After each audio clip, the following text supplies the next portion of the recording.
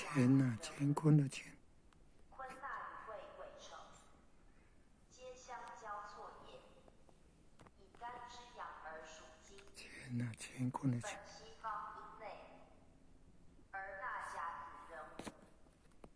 甲为东方木，而化土；壬为北方水，而化土。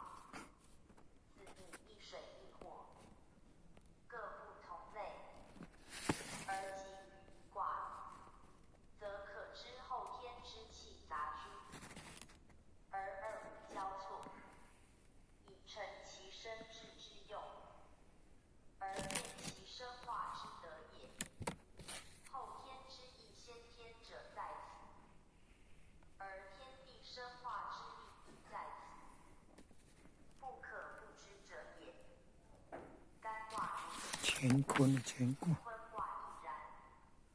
纯卦如是，杂卦尤甚。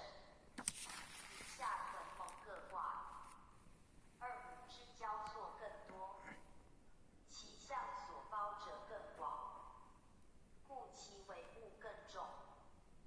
自屯蒙以后，气行一杂，生化一繁，则交错之情亦随之一平。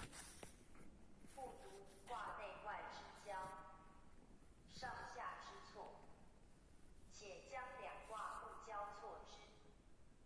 不独一宫适应相交，本对相错，且将他宫互交错之。指数了，指数非可了。置于四卦之交。